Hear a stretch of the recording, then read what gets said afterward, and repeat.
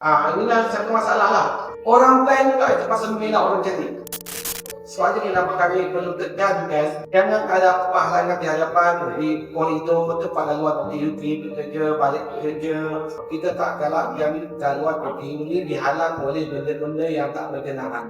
Bukan sebab kita ni terlalu istimewa, tak. Bila kan begitu, kita tak nak dikatakan terlalu istimewa sampai semua benda kita akan sediakan. Tak, bukan begitu. Tapi sebenarnya kita memudahkan pergerakan hidup kelihatan. Tapi kalau dah parking kereta tak buat apa, jangan mari terpaksa parking kan. Terimalah kita tongkat dan sebagainya. Jadi kalau kereta ada kena pukul dengan tongkat, maafkanlah. Sebab itu memang realiti macam mana orang lain bergerak.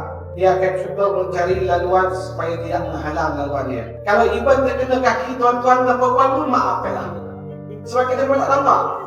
Kita suka, tak suka, memang kita akan kecewa. Apa cara lagi bila orang tak berkenal pun, saya dah panis.